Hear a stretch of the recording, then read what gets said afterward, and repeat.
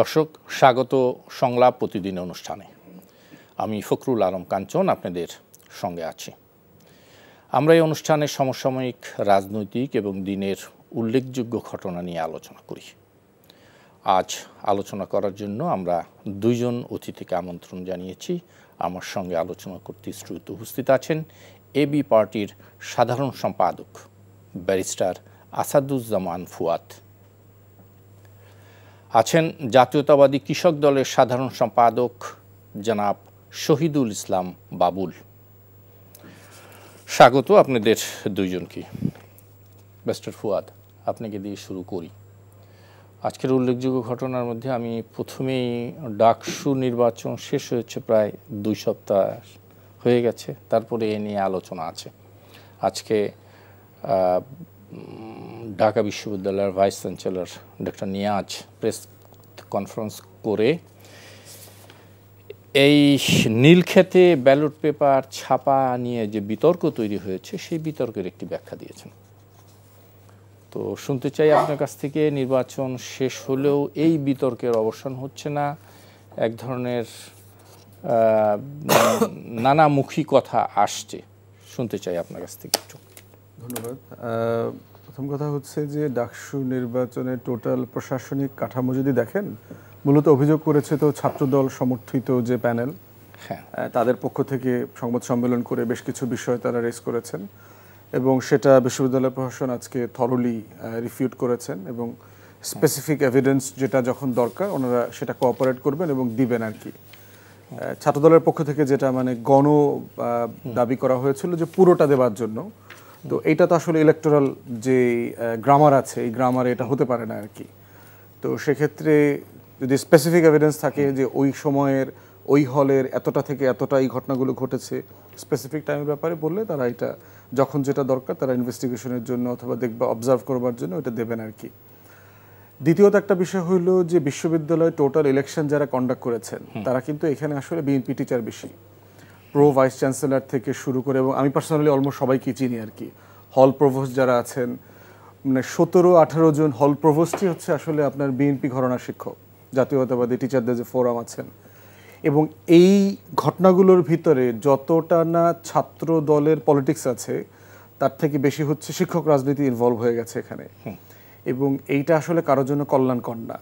এবং এই যে হাইব্রিড শিক্ষক রাজনীতি, এইটা বিএনপির জন্য বার্ডেন হয়ে যাবে ফিউচারে যদি, এবং আমার বিশ্বাস বিএনপি লিডারশিপ, সিনিয়র উপরের দিকে লিডারশিপ এই ব্যাপারটাতে যথেষ্ট সচেতন। এবং তারেক রহমানের বক্তব্য তো আমি রেগুলার ফলো করি, ওনার বক্তব্যটা খুব পরিষ্কার করে ফুটে ওঠে যে ভিতরে যে হাইব্রিড জিনিস জন্মাইছে, যারা সাবোটাজ করতেছে, কারা দলের ক্ষতি করছে, এবং এই যে বলতেছে যে আমার নামের পিছনে এত বিশেষণ দেবেন না, আপনারা কি দেশের পক্ষের স্লোগান তৈরি করতে পারেন না, এত বছর ধরে রাজনীতি করেন, খালি নাম দিয়ে দিয়ে আমাদের জয়গানের স্লোগান করা লাগে, এগুলো কিন্তু উনি বলছেন সিরিয়াসলি। এবং এগুলো দিয়ে বোঝা যাচ্ছে যে উনি যে রাজনীতিটা এক্সপেক্ট করছেন ওনার নেতাকর্মীদের কাছ থেকে, সেইটা এই ধরনের রাজনীতি না। তো এই জন্য আমার কাছে মনে হয় যে বাবুল ভাই অত্যন্ত প্রমিনেন্ট ছাত্রনেতা ছিলেন, ক্যাম্পাসে বহু বছর পলিটিক্স করেছেন, যে কোনো পরাজয়টাই আপনার মানে ডিফিকাল্ট একটা সময় পরে, বাট আমরা বোধ করি যে আমাদের বন্ধু প্রতিম সহযোদ্ধা গণ অভ্যুত্থানের পক্ষে সকল শক্তিকে এই আন্ডারস্ট্যান্ডিংয়ে চলে আসা দরকার, এই কালচারটা ডেভেলপ করা দরকার। সেটা তো হলো একটা বিষয়, কিন্তু এই ব্যালট পেপার নিয়ে যেই ছাপানো নিয়ে যে বিতর্ক তৈরি হয়েছে, এরকম একটি নীলক্ষেতের মতো এরকম একটি অরক্ষিত জায়গায় ঢাকা বিশ্ববিদ্যালয়ের মতো এত সেন্সিটিভ একটি ইলেকশনের ব্যালট পেপার ছাপলো, তারপরে ঠিকাদার এইটা মানে কর্তৃপক্ষকে জানালো না, ওনরাও কোনো খবর নিলেন না, ওনরাও তো কোথায় ছাপাচ্ছেন, কিভাবে হচ্ছে, কি করতেছে, এই সংক্রান্ত তদারকি কি তারা করতে পারে? এটা আপনি হয়তো এক্সপেক্ট করতে পারতেন যে এটা হয়তো আরো কিভাবে হতে পারতো। একটা জিনিস মাথায় রাখতে হবে যে নির্বাচনটা কিন্তু রেগুলার হচ্ছে না। যেমন ডাকসু বলতে তো কিছু নাই, ডাকসু থেকে আসলে বসার জিনিস আছে। আমরা দেখলাম যে ডাকসুর টিম মিটিং করেছে ভাইস চ্যান্সেলরের রুমে, কারণ ডাকসুর উপরে আসলে কিছুই নাই। ছাত্রলীগের আমলে একটা নির্বাচন হয়েছে আপনার ভেঙে চুরে টুরে, অলমোস্ট কোনো ধারাবাহিকতা না থাকার কারণে যে সমস্যাটা হয়েছে। এবং ভিসির বক্তব্যের ভিতরে দেখলাম যে ওনারা কারণ দর্শিয়েছেন যে এইটার, এবং তারা উত্তরও পেয়েছেন, এবং সেখান থেকে তারা কিছু কিছু অংশ তারা কোটও করেছেন। একটা জিনিসও তারা বলেছেন যে এর বাইরেও একটা ব্যালট প্রিন্ট হওয়া থেকে শুরু করে ভোটার পর্যন্ত যেতে আরো অনেকগুলো ভেটিং প্রসেস আছে। এগুলো টিচাররা, ইলেকশন কমিশন, তারপরে পোলিং এজেন্ট যারা আছেন তাদের স্বাক্ষরিত হয়ে ছাত্রছাত্রীদের পর্যন্ত যেতে যে লেভেলের ভেটিং ছিল, এরপরে এইটা নিয়ে প্রশ্ন করবার মতো অবস্থা ছিল না।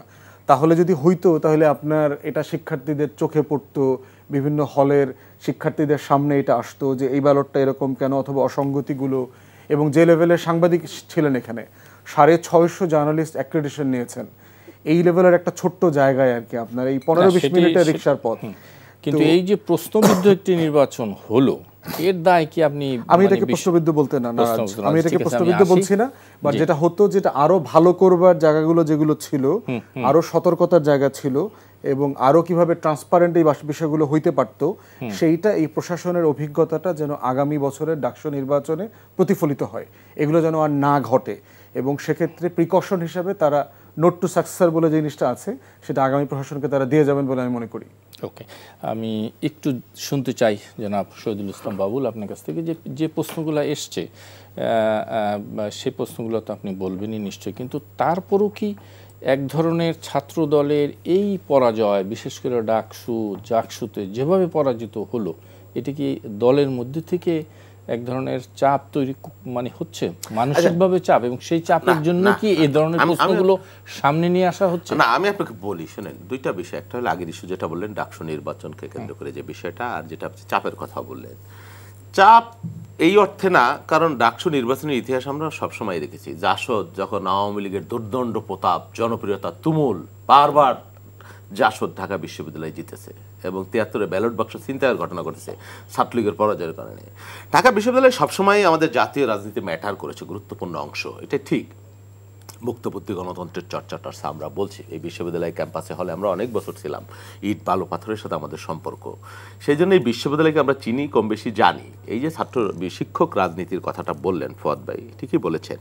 72-এর যে 73-এর যে অধ্যাদেশ, বিশ্ববিদ্যালয় অধ্যাদেশ, সেখানে শিক্ষকদের রাজনীতি করবার সরাসরি অধিকার দেওয়া হয়েছে, মত প্রকাশ। আমার মনে হয় এই জিনিসটা একটা ভেবে দেখবার সময় এসছে। বিগত দিনে আমরা যেটা দেখেছি যে আওয়ামীপনা একজন মাঠের ছাত্রলীগের চাইতে বেশি কিভাবে আওয়ামীপনা দুর্বৃত্তায়নের সাথে নিজেকে একজন ভাইস চ্যান্সেলর প্রকাশ্যে বক্তৃতায় বলতো। এই টকশোতে তার সাথে অনেকবার আমি টকশো করেছি যে উনি যুবলীগের পদ পেলে ভাইস চ্যান্সেলরগিরি ছেড়ে দেবেন। কি দুর্ভাগ্য! বা ছাত্রলীগের চাকরির জন্য ছাত্রলীগের কোনো লিখিত বাইবা টাইবার প্রয়োজন নাই, এইভাবে নগ্নভাবে বলেছেন। এবং তাদের যে কি ভূমিকা বিশ্ববিদ্যালয় এবং ফ্যাসিবাদকে মানে ঘি ঢালবার জন্যে, ফ্যাসিবাদকে টিকিয়ে রাখার জন্য কি নগ্ন ভূমিকা পালন করছে। আমার মনে হয় শিক্ষক বা কে কীভাবে নেবেন আমি জানি না, চিকিৎসক যারা, তাদের এইভাবে রাজনীতি প্রত্যক্ষভাবে করবার কতটুকু প্রয়োজন আছে বা দায়িত্বে থেকে, সেই জিনিসটা আমার মনে হয় ভেবে দেবে। দেখেন ফুয়াদ ভাই যেমন বললেন বিএনপি অধ্যুষিত, বিএনপি মনে অনেক শিক্ষক, হ্যাঁ আছে, ওনারা বিএনপি মনে শিক্ষকও আছে। আবার এটাও দেখবেন 24টা পাবলিক বিশ্ববিদ্যালয়ের মধ্যে 16টা পাবলিক বিশ্ববিদ্যালয়ের ভাইস চ্যান্সেলর জামাতের অধ্যুষিত, মানে জামাত ওরিয়েন্টেড। আর বাকিগুলো হতে পারে বিএনপিরও আছে, বিএনপি আপনি যদি বলেন বিএনপি ঘরানারও হতে পারে বা নিরপেক্ষ হতে পারে। আমি 24টা বলছেন কেন? আমি তো মনে করি বিশ্ববিদ্যালয় তো আরো অনেক বেশি। না, আমি 24টা পাবলিক বিশ্ববিদ্যালয়ের কথা বলছি। পাবলিক বিশ্ববিদ্যালয়, প্রাইভেট বিশ্ববিদ্যালয় আপনি নিয়োগ দেন না, সরকার নিয়োগ দেয় না।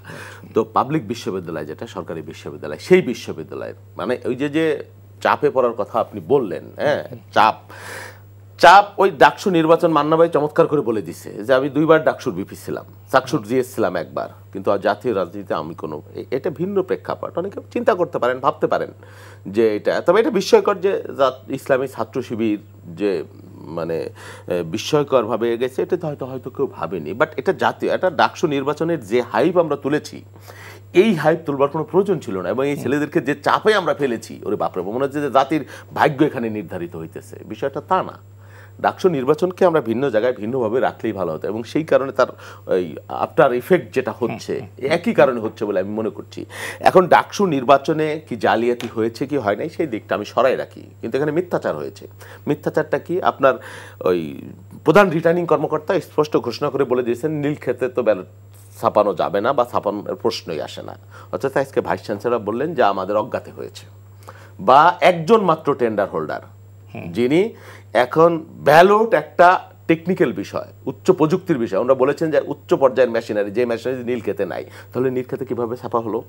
এই প্রশ্নগুলো এসছে। আমি ডাকসু নির্বাচনে প্রতারণা হয়েছে কি জালিয়াতি হয়েছে সেই বিষয়টা আমি সরিয়ে রাখি, কিন্তু বিশ্ববিদ্যালয় প্রশাসনের যে মিথ্যাচার এবং দ্বৈত ভূমিকা বা আচরণ, একজন মাত্র মানে কি বলে ভেন্ডার কি কারণে ডাকসুর পাবে, এবং বলা হয়েছে যে তিনি উচ্চ প্রযুক্তির ঠিকাদার, উচ্চ মানের ঠিকাদার, তিনি আবার সাব ঠিকাদার নিয়োগ দিয়েছেন। আমি দেখেছি ভাইস চ্যান্সেলর ইন্টারভিউটা, তিনি আবার কিভাবে সাব ঠিকাদার নিয়োগ দেন বিশ্ববিদ্যালয় প্রশাসনকে না জানিয়ে? কোথায় তারা ব্যালট তৈরি করছে, এটা তো বিশ্ববিদ্যালয় প্রশাসন বা ইলেকশন কর্তৃপক্ষ যারা, তাদের ভিজিট করবার প্রয়োজন ছিল।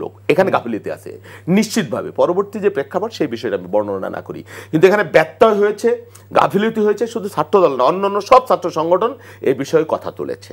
এখন বাকিটা আমি মনে করি এটা একটা বিশ্ববিদ্যালয় প্রশাসন, একটা উচ্চ পর্যায়ে তদন্ত কমিশন, একজন বিচারপতিকে দিয়ে হোক, যাই হোক, এই বিষয়টা নিয়ে একটা ক্লিয়ার স্পষ্ট ধারণা দিলে জিনিসটা পরিষ্কার হবে।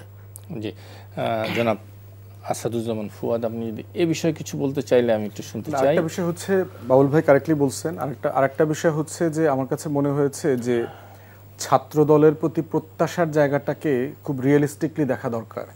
একটা ছাত্র সংগঠন 16 বছরে যে পরিমাণ জুলুম নির্যাতনের মধ্য দিয়ে গেছে, সে ওপেনলি মিছিল মিটিং করতে পারে নাই, ক্যাম্পাসে কাজ করতে পারে নাই, সেই বাস্তবতায় সে যে এই এতটুকু ঘুরে দাঁড়িয়েছে গত 1 বছরে, এবং শিবিরের সাথে ফান্ডামেন্টালি তার সাংগঠনিক কাঠামো, তারপরে আচার আচরণের পার্থক্য আছে। যেটা শিবির করে অভ্যস্ত সেটা ছাত্রদলের রাজনীতির সাথে যাবে না। অতএব সেই জায়গাতে বিএনপির মূল দলের নেতাদের পক্ষ থেকে ছাত্রদলের পলিটিক্সে ইন্টারফেয়ার করা বন্ধ করা দরকার।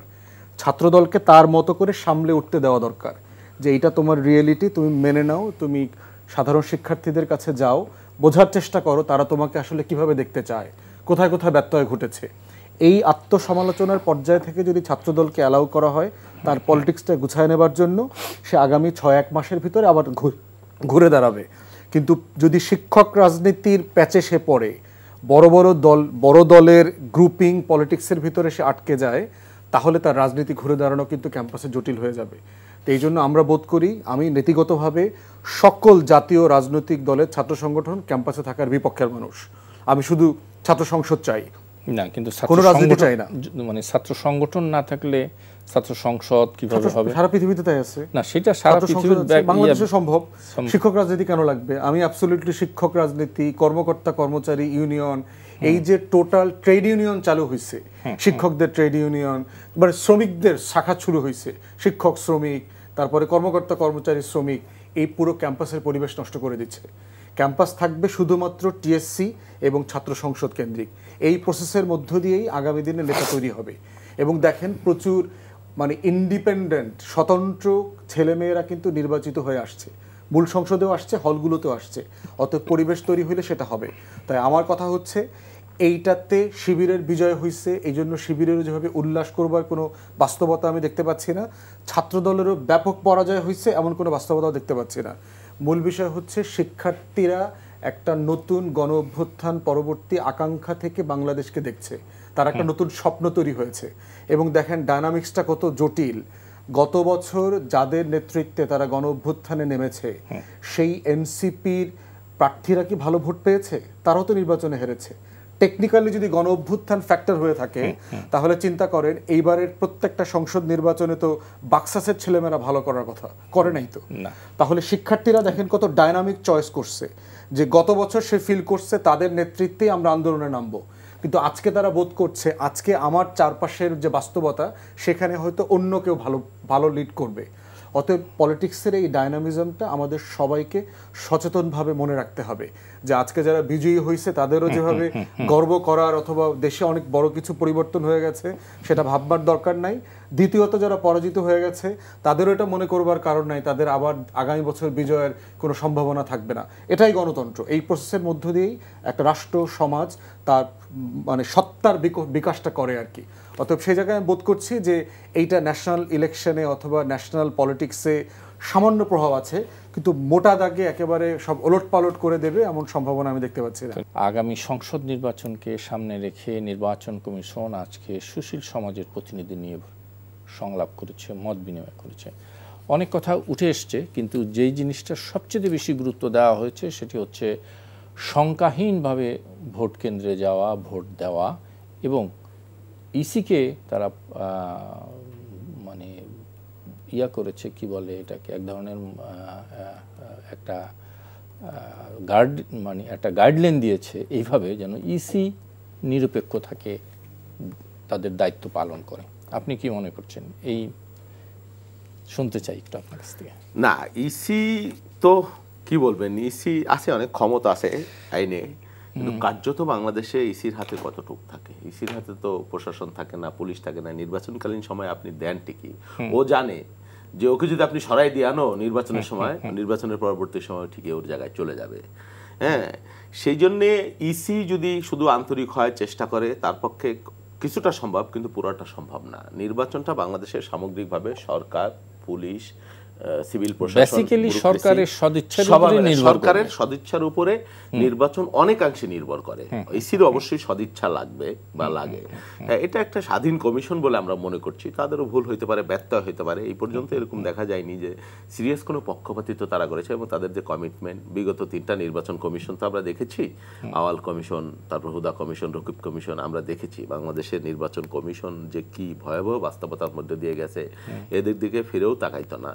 তবে এই কমিশনের প্রতি আমরা খুবই আশাবাদী, এবং এই সরকার যদি তাদেরকে সহযোগিতা করে, দীর্ঘদিন বাংলাদেশ একটা নির্বাচন বঞ্চিত, এই বাস্তবতায় মানুষের ভোট দেওয়ার জন্য উদ্গ্রীব হয়ে আছে। সত্যি কথা, মানুষের ভোটের জন্য মানুষ বুভুক্ষ। তো সেই জন্য নির্বাচন কমিশন এবং সরকার, আপনাদের তরফ থেকে কি কোনো শঙ্কা আছে? এই সরকার, শঙ্কা তো থাকবেই, শঙ্কা তো আছেই, শঙ্কা থাকবে না কেন? কারণ আপনি ধরেন পতিত আওয়ামী লীগ যেটা, আর আরেকটা হলো আমাদের রাজনৈতিক নেতৃত্ব, ফ্যাসিবাদ বিরোধী শক্তি, তাদের মধ্যে যে অনৈক্যের একটা আবহ দেখছি, এটা তো মানে দুর্ভাগ্যজনক ব্যাপার। এটা হবার কোনো প্রয়োজন ছিল না বা আছে বলে আমরা মনে করছি না। সেই সুযোগটা পতিত ফ্যাসিবাদী শক্তি গ্রহণ করছে, এবং আমাদের যারা শত্রু, বাংলাদেশ রাষ্ট্রের যারা শত্রু, তারা বসে বসে হাতিতালি দিচ্ছে, এবং দিন যত যাচ্ছে তারা তাদের, আমরা ঘি ঢালছি, কেউ আমি একজনের দোষ দিচ্ছি, আরেকজন আমার দোষ দিচ্ছে, কিন্তু কার্যত লাভবান হচ্ছে আমাদের শত্রু যারা, বাংলাদেশ রাষ্ট্রের শত্রু যারা, তারা লাভবান হচ্ছে, হাতে তালি দিচ্ছে, এবং দিনের পর দিন যায় দিন ভালো আসে। আপনার দলের শীর্ষ নেতৃবৃন্দ তো এক ধরনের পক্ষে ইনিয়ে বিনিয়ে, মানে নানাভাবে ঘুরিয়ে জাতীয় পার্টি আওয়ামী লীগকে নির্বাচনের আনা, এরকম ধরনের কথাবার্তা বলছে। কে বলেছে? না না না, ওইভাবে না। আমি পরিষ্কার জানি, আপনি যদি স্পেসিফিক আমাকে বলেন আমি উত্তর দিতে পারবো। আপনি যেটা বলতে চাচ্ছেন যে রাজনৈতিক দলকে নিষিদ্ধ করা না করার যে বিষয়, সেটা আপনার আর আমার বিষয় না, বা সরকারের বিষয় না।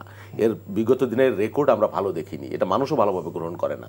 যে কথা আমরা 8 মাস আগে বলছি, সেই কথা নাহিদ ইসলাম দেখলাম 3-4 দিন আগে বললো, যে নির্বাহী আদেশে, ওই যে নির্বাহী আদেশে নিষিদ্ধ করা কাউকে, হোক সে জামাত, হোক সে আওয়ামী লীগ, হোক সে এনসিপি, বা হোক যে দলই হোক, হ্যাঁ, আপনি ওইভাবে নিষিদ্ধ করলে এটার রেজাল্ট ভালো হয় না। এটা মানুষের উপর ছেড়ে দেওয়া দরকার, আর এটা জুডিশিয়াল প্রসেসের মধ্যে দিয়ে হলে ভালো, এবং সেই প্রসেসের সময় এখন কিন্তু তৈরি হয়ে গেছে। আপনি ইচ্ছা করলে যদি ওই দিকে দিয়ে আন্তরিকভাবে আপনি চেষ্টা করেন, সমস্ত ডকুমেন্ট, সমস্ত মানে প্রসিডিংস আপনার সামনে রয়েছে, তো আপনি ইচ্ছা করলে জুডিশিয়াল প্রসেসের মধ্য দিয়ে যদি এটা করতে পারতেন, তাহলে সেটা সাস্টেইনেবল হইতো এবং মানুষের কাছে সেটা গ্রহণযোগ্য বেশি হইতো।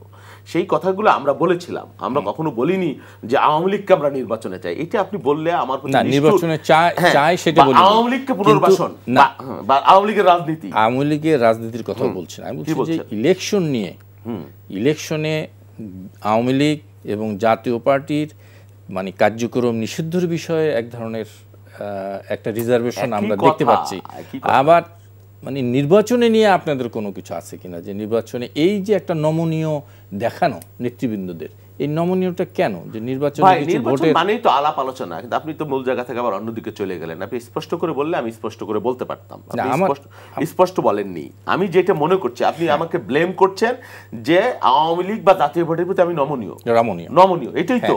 তার মানে এইটার কারণটা কি? কারণটা কি এইটা যে আগামী নির্বাচনে তাদের ভোট বা মানে তাদের আনুকূল্য পাওয়ার কোন একটা সুযোগ তৈরি হবে। আগে নমনীয় কিনা সেটা আপনি জিজ্ঞেস করেন। এই যে আপনি যদি মায়ের চাইতে মাসির দরদ বেশি হয়ে যায়, আপনার উপর কতটুকু নিপীড়ন হয়েছে আমি জানি না, আমার উপরে আপনার চাইতে 10 গুণ বেশি নিপীড়ন হয়েছে।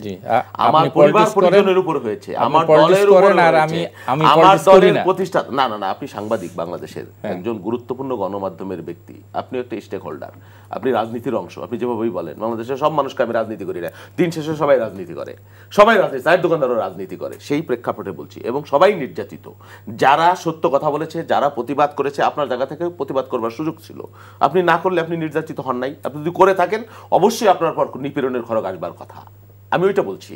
তো আমি যেটা বলছি যে আওয়ামী লীগ দ্বারা বিএনপি যত নির্যাতিত, আপনি বলতে পারেন যে এনসিপি আমার প্রতিদ্বন্দ্বী, আপনি বলবেন, বাস্তবতা সেটা না। আওয়ামী লীগ যারা আমি যত নিপীড়িত, অন্য কোনো রাজনৈতিক দল এত নিপীড়িত না। আমার নেত্রী মৃত্যুর মুখোমুখি গিয়েছে, আমার শত শত হাজার হাজার নেতা কর্মী, এটা বলার অপেক্ষা নাই। তো আমার দলের প্রতিষ্ঠাতা নিহত হয়েছে কিভাবে, সেটা আমি সেই জন্য আমি বলছি এই নমনীয় মনোভাবকে, না না না না নমনীয় মনোভাব না, বিষয় আমার কথাটা বলতে দেন। নমনীয় মনোভাব কেন হবে?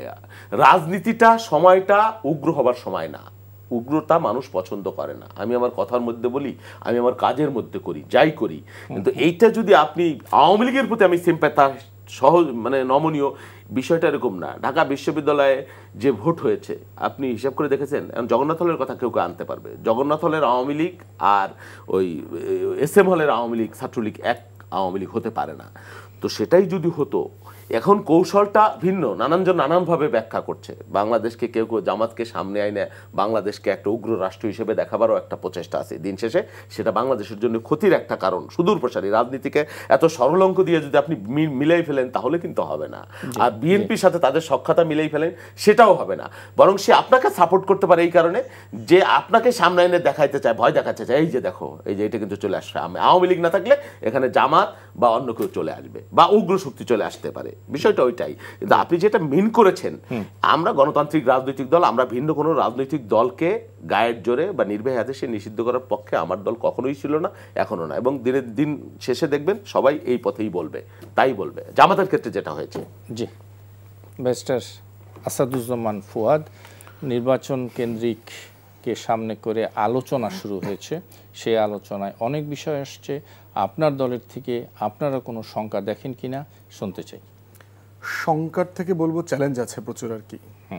প্রধানতম চ্যালেঞ্জ হচ্ছে যে আপনার বাংলাদেশে 2001-এর পরে একটা ভালো নির্বাচন হয়নি। তো ইনস্টিটিউশনাল মেমোরি বলে একটা কথা আছে, প্রত্যেক প্রতিষ্ঠানের যে কাজের অভিজ্ঞতা, যেমন আপনি এনটিভিতে বহু বছর থেকে কাজ করেন, তো সেটার গত 20 বছরের একটা মেমোরি আছে আপনার। এনটিভি কি করেছে, কিভাবে এটা ইভলভ করেছে, কোথায় ভালো করেছে, কোথায় ভুল করেছে। এই প্রতিষ্ঠানের নির্বাচনের কোনো ভালো মেমোরি নাই। 2008 সালে সে ইলেকশন ইঞ্জিনিয়ারিং করছে, সামরিক বেসামরিক প্রশাসনকে দিয়ে দিল্লির ইঞ্জিনিয়ারিং প্রসেসে পরিকল্পিতভাবে বিএনপিকে নির্বাচনে হারাইছে। তারপরে হচ্ছে 14-তে একতরফা, 18-তে রাতের বেলা এবং 24-এ ডামি। তো সব কিছু মিলায় যেটা হচ্ছে যে আপনার ভালো নির্বাচন করেছে এমন নির্বাচনী কর্মকর্তাই অলমোস্ট এই নির্বাচন কমিশনে নাই।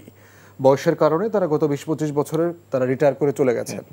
আর রিক্রুটমেন্ট যেটা হয়েছে, আওয়ামী আমলে কি রিক্রুটমেন্ট হয়েছে সেটা তো আমরা সবাই জানি আর কি, আওয়ামী রিক্রুটমেন্ট। তো এই প্রসেসের মধ্য দিয়ে আপনার নির্বাচনী দিনে 43,000 সেন্টার আছে সারা বাংলাদেশে, 12.5 কোটি ভোটার। পৃথিবীতে গণতন্ত্র চর্চা করে এমন দেশগুলোতে অধিকাংশ দেশে এই পরিমাণ মানুষই নাই আমাদের যে পরিমাণ ভোটার আছে।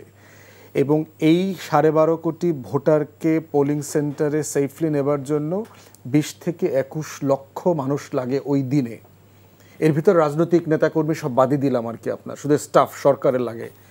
এই প্রসেসের ভিতরে স্কুলের টিচার, কলেজের টিচার, মাদ্রাসার টিচার, সরকারি কর্মকর্তা, কর্মচারী, সব লেভেলের সবাই ইনভলভ হয়, আইন শৃঙ্খলা বাহিনী, গোয়েন্দা সংস্থা।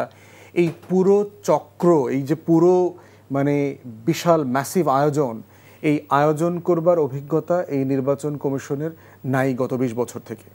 এই ইলেকশন ডেমেনশিয়া যেটা আছে, এটা হলো এই নির্বাচন কমিশনের সবচেয়ে বড় চ্যালেঞ্জ, যে তার কোনো স্টাফ নাই। এবং আমরাও যখন কমিশনের সাথে মিটিং করেছি, আমরা এই বিষয়টা রেজ করেছি।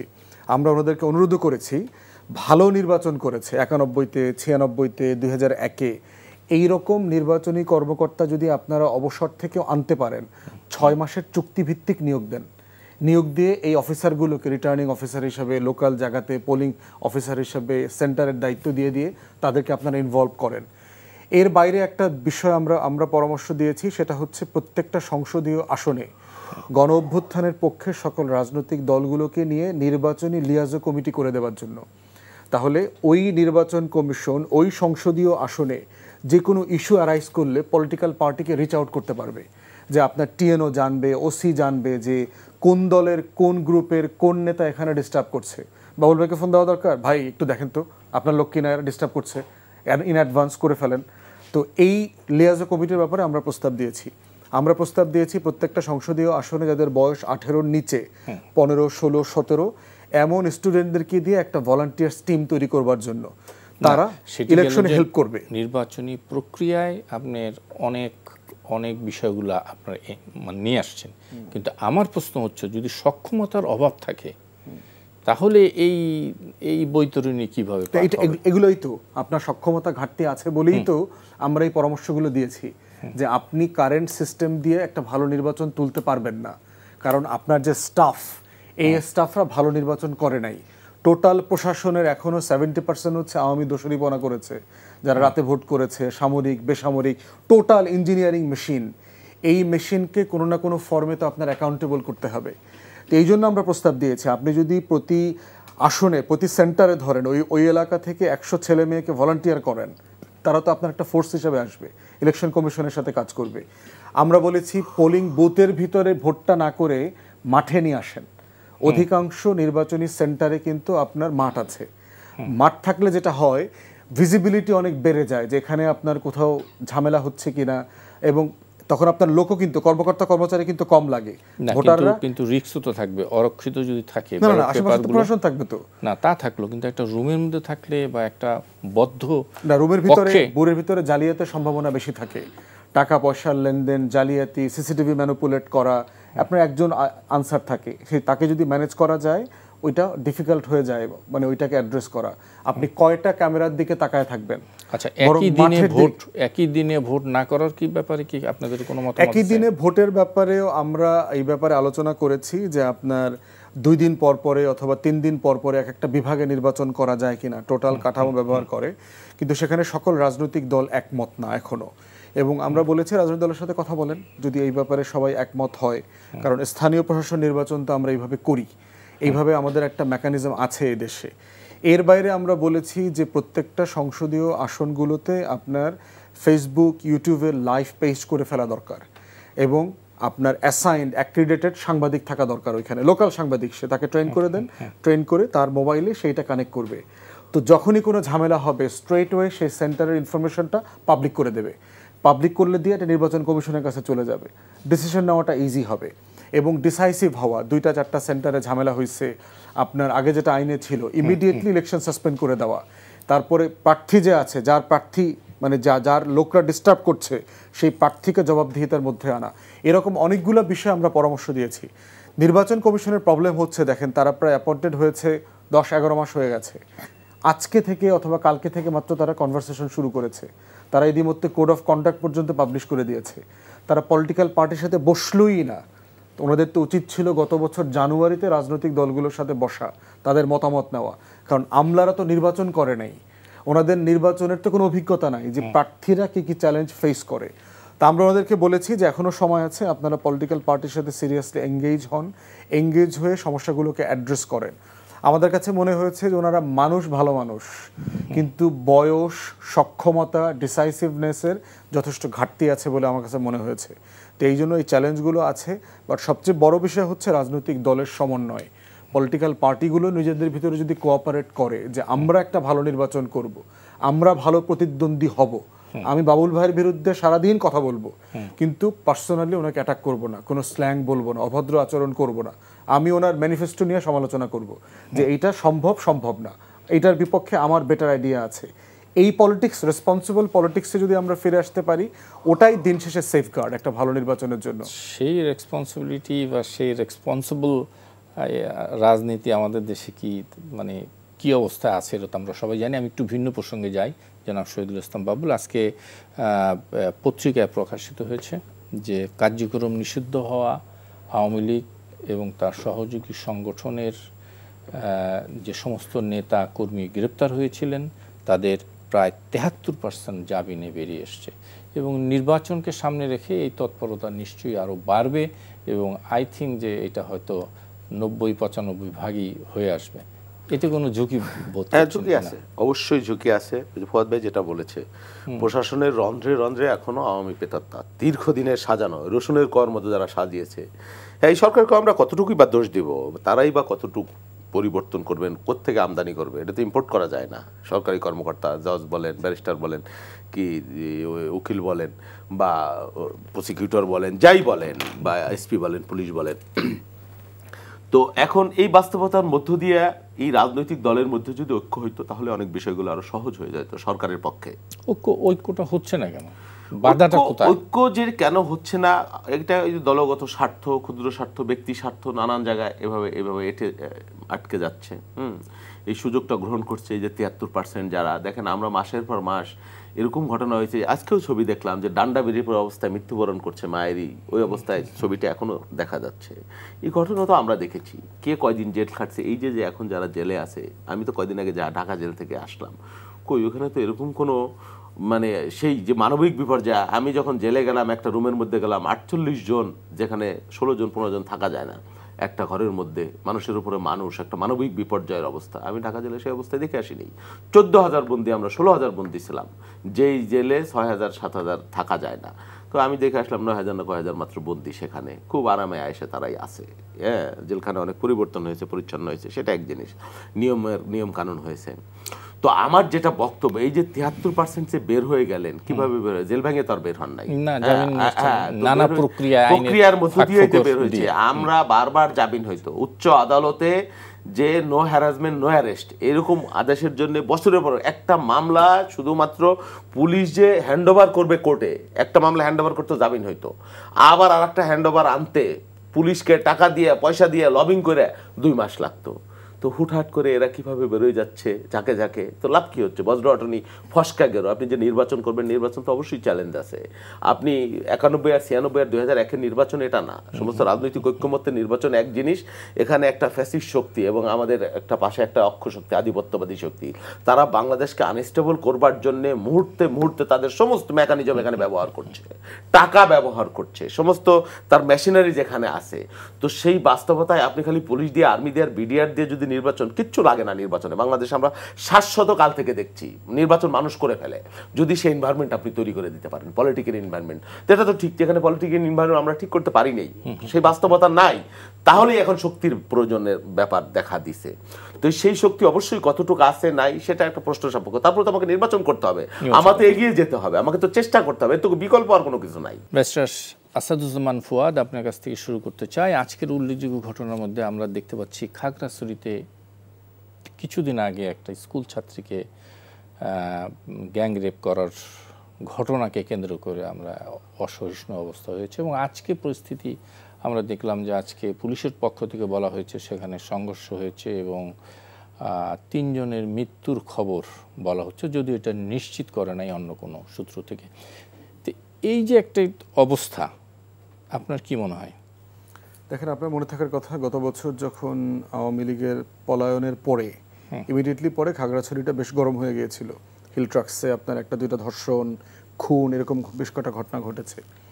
পরবর্তীতে ইনভেস্টিগেশনে যেগুলো আসছে, এগুলো সব কিছুর সাথে ওখানকার যারা আওয়ামী লীগের নেতারা এরা জড়িত ছিল এবং পরিকল্পিতভাবে ঘটনাগুলো সাজিয়েছে।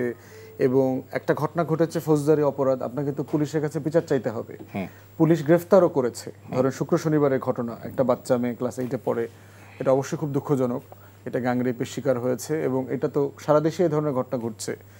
এবং নয়নশীল নামে একটা ছেলে, 19 বছরের ছেলেকে গ্রেফতারও করা হয়েছে, আরও 2 জনকে পুলিশ খুঁজতেছে। কিন্তু এইটাকে কেন্দ্র করে আপনি সেনাবাহিনীর গাড়িতে অ্যাটাক করলেন কেন?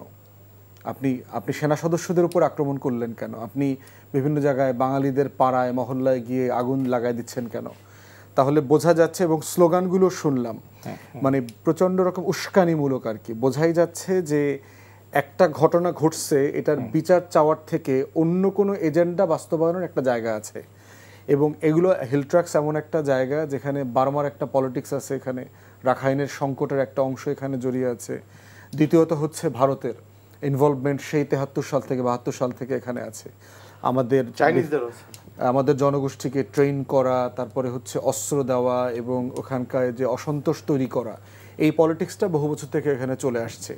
তাই আমার কাছে মনে হয়েছে, এবং এটাকে কেন্দ্র করে দেখবেন যে বাংলাদেশে যারা এনজিও ব্যবসায়ী আছে, বিভিন্ন বিদেশি অংশীজন আছেন এবং কিছু তথাকথিত বুদ্ধিজীবী আছে, আওয়ামী বুদ্ধিজীবী, এরা সবাই মিলে দেখবেন এগুলোকে আবার ফ্ল্যাগ আপ করে যে হ্যাঁ এখানে এটা সমস্যা, তো সেনাবাহিনী উঠায় নিয়ে আসতে হবে, কথায় কথায়। মানে একটা রাষ্ট্রে সভরেন্টির কোশ্চেনকে নিরাপত্তার কোশ্চেন দিয়ে চ্যালেঞ্জ করা হচ্ছে। রাষ্ট্র না থাকলে নিরাপত্তার প্রশ্ন কোত্থেকে আসবে, এরকম একটা মুখোমুখি অবস্থা চালু করে দেওয়া হয়েছে। বরং এখানকার যারা ওখানকার রিয়েলিটি হচ্ছে ওখানে আরও বেশি ফোর্স দরকার।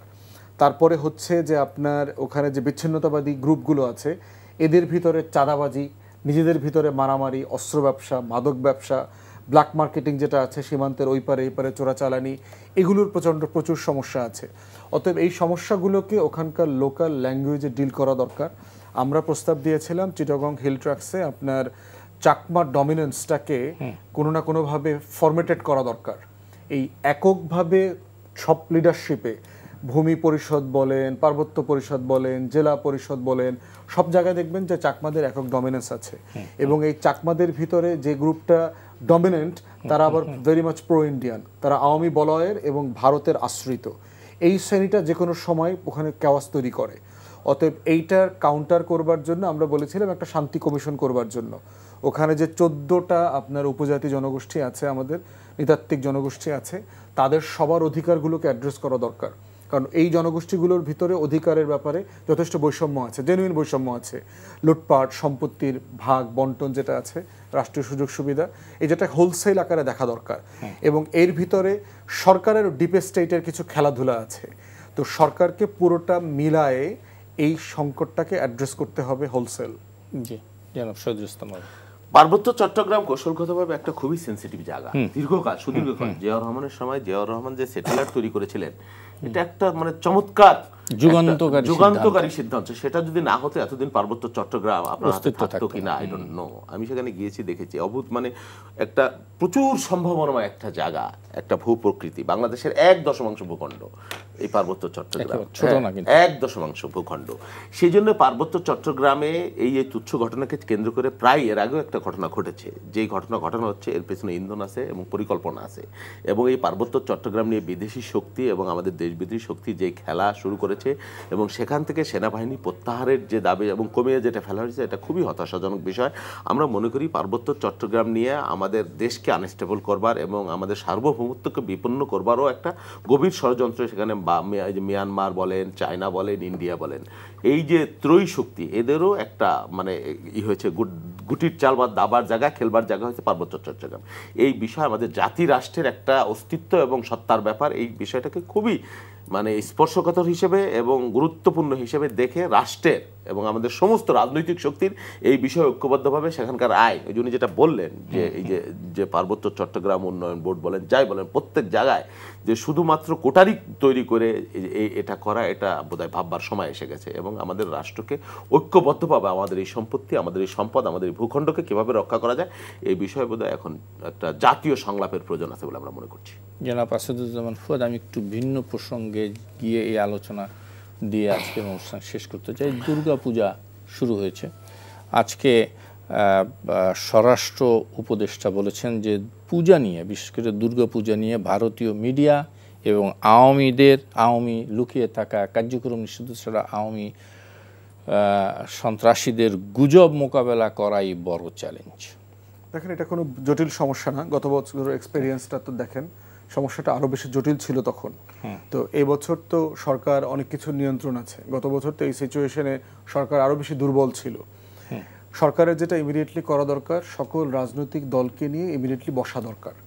রাজনৈতিক দলগুলোকে নিয়ে বসলে যেটা হবে, একটা সম্মিলিত প্রয়াস যে আমার রাষ্ট্রের মাইনরিটিরা একটা উৎসব পালন করবে, রাষ্ট্র আকারে আমাদের সবার দায়িত্ব ওই সম্প্রদায় যেন তাদের ধর্মীয় উৎসবটা সবচেয়ে উৎসবমুখরভাবে করতে পারে। সেখানে যতটুকু ভলান্টিয়ারিং করা দরকার, আপনি ইমাম সমিতি, আমাদের মাদ্রাসাগুলো, প্রত্যেককে, আমাদের ইসলামী সংগঠন, রাজনৈতিক দল, সবাইকে নিয়ে পুরো কমিউনিটিকে যদি আমরা এঙ্গেজ করতে পারি, এটা কোনো বিগ ডিল হবে না। ইতিমধ্যে আমরা দেখতে পাচ্ছি বিএনপি, জামাত, আমরাও নিজেরা বিভিন্ন জায়গাতে কিন্তু আমরা স্থানীয় পূজা মণ্ডপ যেগুলো আছে, মন্দির আছে, তাদের সাথে বসা হচ্ছে। কিন্তু স্বরাষ্ট্র উপদেষ্টা যে কথাটা নিয়ে আসছে, সে গুজব, ফেক নিউজ, তারপরে অন্য একটি ঘটনা, এইটাকে মানে ইয়ার সাথে পূজার ঘটনার সাথে একীভূত করে এটা নতুন না, এটা আরো গত বছর আরো বেশি পরে তো ব্যাপকভাবে প্রপাগান্ডা তৈরি করা হয়েছে। গত বছর এটা আরো বেশি হয়েছে, এবছর অলমোস্ট কিছুই নাই। এবছর সিচুয়েশন অনেক বেশি ভালো, অনেক বেশি আনন্দ ঘন, এবং আমার এলাকাতে আমরা খবর নিচ্ছি প্রত্যেকটা রাজনৈতিক দল খুবই মানে সতর্কতার সাথে এই ব্যাপারটাতে হেল্প করছে রাষ্ট্রকে, সরকারকে অলরেডি। সেক্ষেত্রে যেটা হচ্ছে যে এই ফাজলামিগুলো ওয়ার্ক করবে না। মূল বিষয়টা হচ্ছে শেখ হাসিনার বিচার। এগুলো হচ্ছে ওকেশন। এই যে হঠাৎ উৎপাতকারীদের কিছু মিছিল গোপালগঞ্জ, কিশোরগঞ্জ, এখান থেকে ময়মনসিংহ থেকে লোক ভাড়া করে এনে সালমের টাকায় ঢাকাতে ফার্মগেটে তেজগাঁয়ে মিছিল করানো, এটার প্রত্যেকটা বিষয়ের গোড়াটা হচ্ছে আপনার নিউ ইয়র্কের ঝামেলা। আগামী মাসে ধারণা করা হচ্ছে আইসিটিতে শেখ হাসিনার বিচারের রায় হবে, প্রায় শেষ পর্যায়ে এভিডেন্স শেষ হয়ে গেছে দেখলাম, সাক্ষ্য গ্রহণ সাক্ষ্য প্রায় শেষ, কারণ তদন্ত কর্মকর্তা আজকে সাক্ষী দিয়েছে। তার মানে তদন্ত কর্মকর্তা শেষ সাক্ষী বলা হয় আর কি, শেষ সাক্ষী বলা হয়। তো এরপরে হচ্ছে দুই পক্ষের সাবমিশন আছে, মানে দুই পক্ষের সাবমিশনের পরে রায়ের দিকে চলে যাবে। সো অক্টোবর নাগাদ আশা করা হচ্ছে যে শেখ হাসিনা থেকে শুরু করে এই যে টপ ক্রিমিনাল গ্যাং আছে আওয়ামী লীগের, তাদের একটা বিচারের ফয়সালা হয়ে যাবে। বিচারের ফয়সালার প্রশ্নের সাথে হচ্ছে দল আকারে আওয়ামী লীগ জাতীয় পার্টি 14 দল রাজনীতি করতে পারবে কিনা, নির্বাচন করতে পারবে কিনা, কারণ এই জেনোসাইডাল লিডারশিপ যে দলের নেতৃত্বে থাকে সেই দলগুলো তো আলটিমেটলি নির্বাচন রাজনীতি করতে পারে না, এরকম একটা পজিশনের সিদ্ধান্ত হবে কোর্টের মাধ্যমে। তো এই প্রত্যেকটা বিষয় নিয়ে আওয়ামী লীগের নেতাকর্মীর ভিতরে প্রচণ্ড উৎকণ্ঠা কাজ করছে। এইটাকে কেন্দ্র করে যত বেশি অরাজকতা তৈরি করা যায় সেটার জন্য তারা চেষ্টা করছে। পূজা হচ্ছে ওই রকম একটা ওকেশন, যে ওকেশনটাকে কেন্দ্র করে তারা কিছু উৎপাত করবার চেষ্টা করবে। মানে ফাংশনাল রিয়েলিটি হচ্ছে গত বছর যে জিনিসটা ওয়ার্ক করে নাই, সফল হয় নাই, এইটা এইবারে আর মোটেই সফল হবে না। এখানে সিচুয়েশন রাজনৈতিক দলের ঐকমত্যতা অনেক বেশি এই জায়গাটাতে। আমরা বোধ করছি আপনারা সবার সাথে বসেন, কথা বলেন, এটা নিয়ে ঘাবড়ানোর মতো কিছু হয়নি। না, পূজার সিচুয়েশন তো এখন পর্যন্ত যেটা আমরা খবর পাচ্ছি খুবই মানে নর্মাল এবং উৎসাহ উদ্দীপনা আছে। আমাদের নির্বাচন এলাকায় প্রচুর সনাতন সম্প্রদায়ের মানুষ, সেখানে আমরা যাচ্ছি, সবাই যাচ্ছে, তাদের সাথে বারবার মত বিনিময় হয়েছে, তাদের সুবিধা অসুবিধা আমাদেরকে জানাতে বলেছি, এবং আমাদের নেতাকর্মীরা মণ্ডপে মণ্ডপে যাবে, নিরাপত্তা দেখবে। যেমন 5 তারিখের পরে এই ফ্যাসিবাদের পতনের পরে দেখেছেন যে কি মানুষ কিভাবে এই সনাতন সম্প্রদায়ের মন্দির মসজিদ এই মন্দিরগুলো পাহারা দিয়েছে, তাদের ব্যবসা প্রতিষ্ঠান পাহারা দিয়েছে। আমি মনে করি বাংলাদেশ একটা চিরশান্তির দেশ। নজরুলের সেই অমীয় বাণী যে হিন্দু নার মুসলিম ওই জিজ্ঞাসে কোনজন, কাণ্ডারি বলো মনীষে মরিছে মানুষ সন্তান মর্মার। তো আমরা বলি যে দুর্গাপূজা শুধু সনাতন সম্প্রদায়ের যে ধর্মীয় ব্যাপার না, এটা আমাদের শাশ্বত আবহমান বাংলার যে একটা সংস্কৃতি সেটার একটা অংশ হয়ে গেছে। তাদের নিরাপত্তা দেওয়া এটা আমাদের দায়িত্ব। মদিনা সনদে যেমন বলা হয়েছিল যে গুজব ফেক নিউজের মোকাবেলা কি করতে পারে, গুজব ফেক নিউজ 5 তারিখের পরে যেটা হয়েছে সাজানো সুন্দর করে মেক করে, সেগুলো তো ধরাও পড়েছে পরে, এবং সেগুলো আমরা ফেস করেছি, সারা দুনিয়ার মানুষ দেখেছে। এগুলো বুমেরাং হয়ে যায় সবসময়। আপনি মিথ্যা অপসৃত এবং সত্য উদ্ভাসিত বলা হয় না, মিথ্যা মিথ্যাই, সেটা প্রোপাগান্ডা, এটা মানুষ জানতে পারে, বুঝতে পারে। আমরা তো জানি আমাদের দেশের মধ্যে কি হচ্ছে এই মানে ধর্মকর্ম পালন নিয়ে, আমাদের সনাতন সম্প্রদায়ের মানুষের সাথে কি সখ্যাতা সদ্ভাব গ্রামের মানুষও দেখছে, সবাই দেখছে। সুতরাং এই ধরনের প্রোপাগান্ডা দিন শেষে ভালো ফল বয়ে আলো না, আর এগুলো ঠিকানা। জি, বেস্ট ফুয়াদ, আমি একদম শেষ কথা একটু শুনতে চাই। আমরা সোশ্যাল মিডিয়ায় একটা ছবি দেখেছি কলকাতার পূজা মণ্ডপের, ঘৃণ্য বিষয় দেখেন। মানে এগুলো আমলে নেওয়ার দরকার নাই। আপনি দেখবেন যে সারা দুনিয়াতে গুজবের ব্যাপারে যে জরিপ হয়েছে গত বছরে, এটাতে কিন্তু 1 নাম্বার ভারত হচ্ছে গোল্ড মেডেলিস্ট, মানে গুজবে সে চ্যাম্পিয়ন। তো এখন প্রশ্ন হচ্ছে সারা দুনিয়া জানে যে সবচেয়ে বেশি ইসলাম বিদ্বেষী, ধর্ম বিদ্বেষী এবং বাংলাদেশ বিদ্বেষী গুজবের কেন্দ্র হচ্ছে ভারত। এবং এটা করে যেটা হচ্ছে, ভারতের নিজস্ব রাজনীতির ফ্যাব্রিক কিন্তু নষ্ট হয়ে যাচ্ছে। আপনি যখন আপনার জনগোষ্ঠীকে গুজবে আক্রান্ত করবেন, দিন শেষে দেখেন কলকাতায় কিন্তু অ্যান্টি মোদি সেন্টিমেন্ট বাড়তেছে। কেন? তার হাসপাতাল বন্ধ হয়ে গেছে, তার হোটেল বন্ধ হয়ে গেছে, তার রেস্টুরেন্ট বন্ধ হয়ে গেছে, এবং তার যে টোটাল 7 সিস্টার্সের টোটাল ইকোনমি হচ্ছে পশ্চিমবাংলা, বিহার, উড়িষ্যা পর্যন্ত, ত্রিপুরা যা আছে সব কিন্তু বাংলাদেশ কেন্দ্রিক, বাংলাদেশের উপর নির্ভরশীল। কারণ এই 8-9টা রাজ্যের ভিতরে সবচেয়ে ধনী জনপদ হচ্ছে বাংলাদেশ। অতএব বাংলাদেশিরা যখন সেখানে যায় না, এরা কিন্তু না খেয়ে মরতেছে। এরা কিন্তু টিন বাটি থালা টালা গামলা টামলা নিয়ে মিছিলও করছে। অতএব সেই জায়গাতে আমাদের কাছে এটা খুব পরিষ্কার, আপনি এটা করে বেশি দূর যেতে পারবেন না এই ফাতরামি। এবং এইটার মানে একমাত্র সমাধান হচ্ছে আপনি সত্যকে তুলে ধরবেন।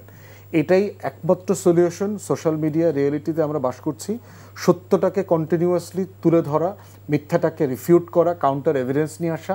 প্রফেসর ইউনূসের ছবি দেখেন, উনি ট্রাম্পের সাথে ওনার দেখা হয়েছে কিনা, ছবি তুলছে কিনা, এটা নিয়েও দেখবেন আওয়ামী ইন্ডিয়া সব মিলায়া ঝিলায়া, মানে এদের ডিপ্রেশন লেভেল দেখেন। এটা হচ্ছে একটা সাইকোপ্যাথিক সিনড্রোম। কালেকটিভলি আওয়ামী জনগোষ্ঠী কিন্তু হতাশায় আছে।